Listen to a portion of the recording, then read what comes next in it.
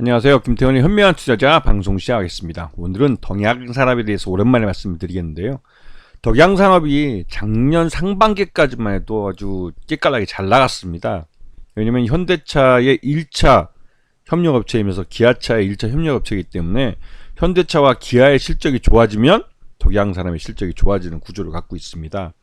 작년 상반기는 가히 현대차와 기아가 우리나라를 먹여 살렸다고 해도 과언이 아닌데요. 그에 따라서 자동차 부품업체들도 동반해서 성장을 했고, 작년에 현대차와 기아는 전세계 글로벌 완성차 업체 3위까지 판매량을 늘리면서 성장을 했습니다. 이 말뜻은 전기차로 전환이 됐을 때 전기차 시장에서 현대차와 기아가 나름대로 완성차 업체의 이런 리드를 이어서 글로벌 1위가 될 수 있다는 기대감을 키워준 것도 사실이죠. 특히나 이 현대차와 기아는 그 전동화를 회사의 가장 큰 목표로 내세우고 있기 때문에 그에 대한 준비를 부품업체에도 시키고 있습니다. 덕양산업은 기본적으로 자동차 내장재 쪽에 이제 트림이나 이런 그 칵텍 같은, 이 발음하기도 굉장히 어려운데요. 그 칵핏이라고 이 모듈인데, 이게 이제 자동차 내에 플라스틱으로 되어 있는 그런 내장재 쪽이라고 할까요? 그런 하여튼 이 차량 경량화와 관련된 자동차 부품 쪽의 핵심적인 부품들입니다. 근데 이런 쪽에서 오랫동안 현대차와 기아와 협력을 해왔고, 차량 경량화는 전기차 배터리라는 무거운 이 부품이 올라서기 때문에, 자동차에 이제 탑재되기 때문에 다른 부품의 무게를 줄여서 이 자동차 배터리가 차지하는 무게만큼을 커버해 줘야 되는 문제가 있습니다. 그런 부분에서 덕양산업이 갖고 있는 이 기술력이나 또 이런 생산력이 굉장히 필요한 그런 부품 회사이기도 하죠. 그렇기 때문에 현대차와 기아는 덕양산업과 굉장히 오랫동안 장기 계약을 맺어두고 있습니다. 이 덕양산업은 특히나 이 내장재 쪽에서 불에 붙지 않는 난연재, 이 부분은 전기차가 화재가 많이 나면서 특히나 더더욱 중요한 이슈가 되고 있는데요. 이 난연 소재이면서 또한 차량 경량화에 부합하는 그런 가벼운 소재들을 개발하는 게 굉장히 큰 기술적 이슈가 되고 있습니다. 여기다가 현대차는 이 회사를 이제 덕양산업을 아예 콕 집어서 전기차 배터리 케이스를 만드는데 이 협력사로 들어오게 만들었습니다. 이 부분은 이 기존 완성차에서 전기차로의 이 시장이 큰 변화를 얻는 데 있어서 기존 이 완성차 업체에서 파트너를 가져왔던 회사에게 전기차로 이전했을 때 그 중요한 한 파트 부분을 그 책임지고 같이 할 수 있는, 어떻게 보면 이 굉장히 동지적인 그런 의미에서 좋은 파트너를 데려가려고 하는, 서로가 윈윈할 수 있는 그런 모습을 보여준 것이죠.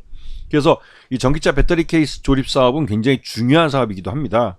이거는 이제 기존의 전기차 배터리가 화재가 이제 충격을 받았을 때 화재로 많이 발전하기 때문에 이 케이스가 튼튼해야만 내부에 있는 배터리 셀이 안전하게, 이게 외부 충격 이런 데서 안전하게 이 화재를 일으키지 않게 되는 그런 문제가 있죠. 그리고 차량 경량화 관련해서 이 덕양산업은 코오롱 플라스틱 같은 대기업과도 협력 관계를 맺고 있습니다. 그만큼 이 덕양산업이 현대차 그룹과의 끈끈한 파트너십을 갖고 있기 때문에 가능했던 것이죠.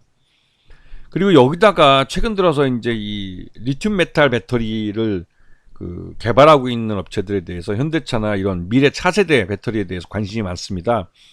궁극적으로 지금 완성차 업체들은 자동차 엔진을 내재화해서 가져가듯이 결국은 이 배터리, 전기차 배터리를 이 완성차 업체들이 내재화해야 할 가능성이 높습니다. 이 부분은 테슬라도 이미 일론 머스크가 직접 그에 대한 말을 해왔듯이, 이 전기차 배터리를 내재화하지 않으면 전기차 대중화를 이루기 어려운, 그만큼 전체 이 원가에서 약 40% 정도를 전기차 배터리가 차지하고 있기 때문에 이거는 장기적으로 갈 수밖에 없는 문제고, 현대차는 그렇기 때문에 지금 차세대 그 배터리들에 대해서 관심을 많고 거기다 내재화를 위한 연구에 많은 투자를 하고 있습니다.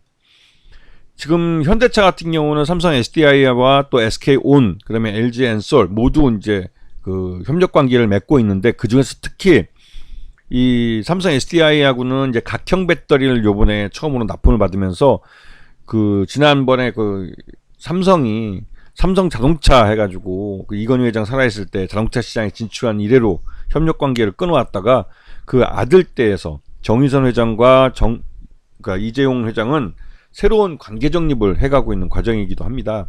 이런 면에서 현대차와 이 삼성 SDI의 협력 관계는 굉장히 중요하긴 한데 그 여기서 또 SK온과 또 현대차와의 관계도 이 SES라는 이 미래 차세대 배터리를 개발하는 업체에 SK온이 2대 주주 참여하고 있고 GM이 3대 주주 참여하고 있을 만큼 이 차세대 배터리에 대해서 굉장히 관심들이 많죠.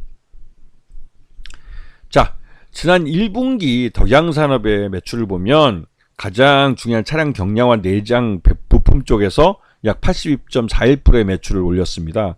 그리고 도어 트림이 한 10% 정도 차지를 하고 있죠. 그다음에 이 배터리 덕양 아메리카에서 이제 미국 법인을 통해서 하고 있는 배터리 매니지먼트 이쪽은 약 3.27% 아직까지는 이 매출액 부분에서 아주 미미한 수준을 차지하고 있습니다. 하지만 이쪽 부분은 올 하반기에 현대차의 미국 조지아주 공장이 가동이 될 경우에는 굉장히 커질 분야입니다. 그렇기 때문에 여기에 덕양 아메리카라는 미국 법인을 갖고 있다는 것은 덕양 산업에게 미래 먹거리도 이미 차지하고 있는 걸로 볼 수가 있는 것이죠. 여기가 특이하게 이 덕양 산업은 음주운전 방지 장치에 대한 특허 기술을 보유하고 있습니다. 그래서 언제든지 이게 법률적으로 통과만 되면 관련된 제품을 생산할 수 있을 만큼 준비가 돼 있는 회사이기도 하죠. 이게 벌써 2018년도에 개발된 기술입니다. 여기다 이제 최근 들어서 현대차는 이 덕양산업과 아반떼 후속 차량에 대한 칵핏 모듈 공급 계약을 장기간 2026년부터 2032년까지 장기 계약을 맺어두고 있죠. 그리고 제네시스 후속 차량에도 도어 트림 부품에 대해서 이거는 2026년 8월 15일부터 2032년 8월 14일까지 이것도 장기 계약을 맺어두고 있습니다. 각각 규모가 둘이 합치면 거의 뭐 1조 4천억 정도 되는 규모죠. 굉장히 큰 사업이기도 합니다. 그래서 연결 포괄손익계산서를 보게 되면 올 1분기 매출액은 나름 뭐 선방하는 모습을 보였는데 영업이익과 당기순이익은 굉장히 실망스러운 모습을 보였죠. 이게 이제 인플레이션 때문에 원재료비들의 상승에 대한 부분이 차지하고 있고 또 작년 하반기 이래로 이 전기차 부품이 나름대로 마진이 굉장히 좋은데 전기차는 이 생산량 자체를 현대차와 기아가 작년 하반기부터 굉장히 재고 조정 차원에서 많이 줄였습니다. 그에 따른 영향으로 마진이 좋은 부품 줄어들고 그 외에 이제 차량 경량화 관련해서 나간 부품들은 굉장히 마진이 박한 부품들이 많죠. 그러다 보니 영업이익과 당기순이익은 굉장히 급감한 모습이기도 합니다. 자, 최우주 지분이 43.20%에 달하기 때문에 굉장히 경영권은 안정되어 있는 회사로 여겨지고 있습니다. 그리고 이러한 안정적인 경영권은 향후 기업 실적이 좋아졌을 때 이 회사가 고배당을 줄 가능성이 높다는 것이죠. 이런 면에서 긍정적으로 보여주는 그런 부분이 있습니다. 그래서 지금 덕양산업 같은 경우 지난 2023년 상반기에 현대차의 실적 개선과 함께 실적 호전과 함께 주가가 동반해서 뭐 만원대까지 급등하기도 했는데요. 그 이후로 하반기 들어서 전기차에 대한 재고 조정 때문에 주가가 반토막이 났습니다. 왜냐하면 전기차 부품의 마진이 굉장히 높습니다. 기존 완성차 부품, 이 차량 경량화 쪽에 관련된 부품들은 생산량은 아주 뭐 크게 많지만 이 마진이 굉장히 박해요. 이게 이제 자동차 산업이 갖고 있는 또 한계이기도 한데 수량이 많아지는 대신에 마진이 박혀져 버리고 그리고 마진이 적기 때문에 까딱 잘못하면 즉 원재료비가 갑작스럽게 급등하거나 하면 이거를 판가에 반영하지 못합니다. 그렇기 때문에 이제 수익률이 마이너스 돌아서는 경우도 있죠. 이게 이제 자동차 부품업체의 한계이기도 한데 전기차 같은 경우는 아직까지 이 매출 외형이 크지 않기 때문에 마진을 많이 보장해 주는 부분이 있죠. 그렇기 때문에 전기차 부품이 많이 팔리는 게 덕양산업에도 오히려 더 이익일 수 있습니다.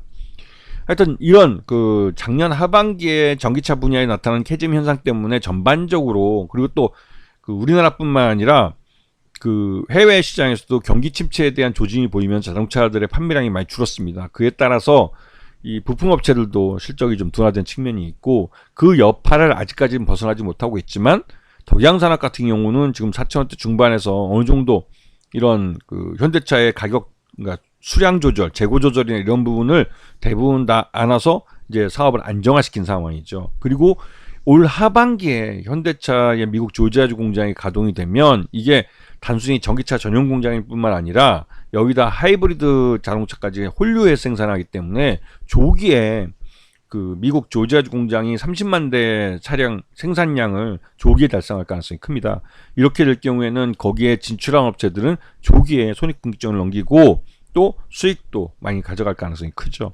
그렇기 때문에 덕양산업은 덕양 아메리카라는 미국 법인을 갖고 있고 여기서 미국에 있는 현대차와 기아에 대응을 해주겠으면서 조지아 공장도 대응해주기 때문에 이런 부분에서 덕양산업은 올 하반기에 미국 조지아주 공장, 현대차와 기아의 미국 조지아주 공장의 가동이 하나의 또 수혜주가 될 수 있는 겁니다. 그리고 뭐 최근 들어서 앞에서 말씀드렸지만 음주운전에 대한 그 방지 장치 이 부분을 법적으로 법제화하려는 움직임이 있기 때문에 이에 대한 수혜도 가능하기 때문에 이런 뉴스가 나올 때 덕양산업 주가가 민감하게 반응한다는 걸 기억해 두셔야 됩니다. 아시겠죠? 자, 오늘 방송 여기서 마치겠습니다. 감사합니다.